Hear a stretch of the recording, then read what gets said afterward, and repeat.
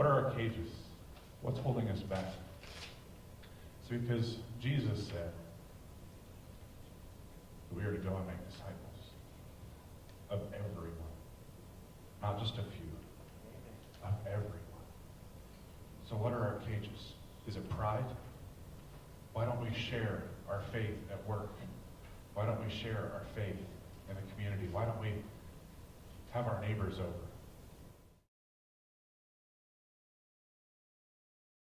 The cage door is open, but we're comfortable right there.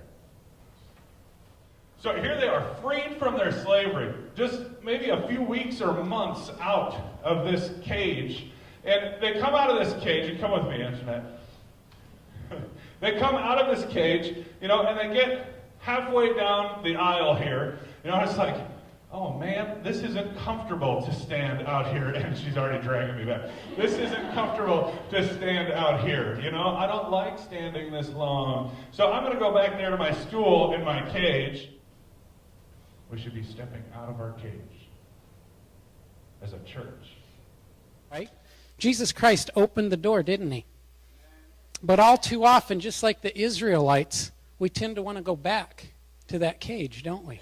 For some crazy, unknown reason, because we're human, we tend to always want to go back. We want to return to that cage, and we want to cage ourselves. It was his own choice, right? How many of you can see that it was the son's own choice to get his inheritance and to take that money and to leave and to live that life of extravagance, that wild life? Now, see, what I'm saying is that many times the road to our cage, it starts with these small little steps. It starts with the small choices we make.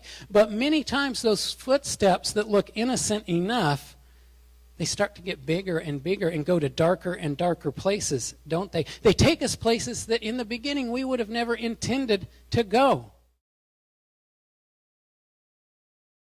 It's always got to be somebody else's fault.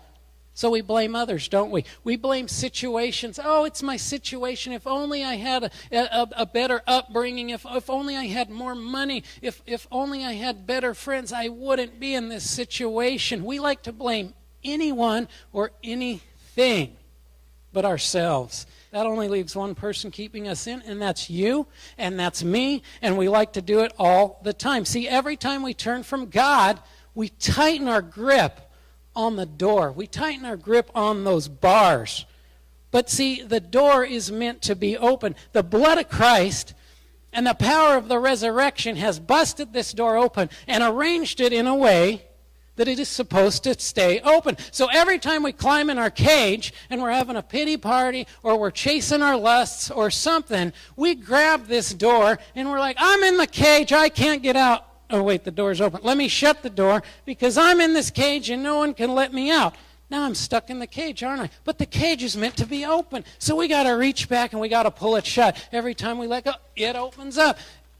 It takes time and it takes effort to hold this dumb cage shut, doesn't it? Because that Jesus, he opened the door and he made it to be open at all times. So here I am, stuck in my cage, blaming everybody else for my situation. I'm mad at God because he put me here, right? I'm mad at the devil because he tricked me to be here. But every time I look to God, the cage opens. Every time I look upon his face, the cage opens. Every time I come to church and in worship I lift my hands up, the cage opens. So I have a responsibility to walk out of that cage, don't I? It's my choice and it's my responsibility.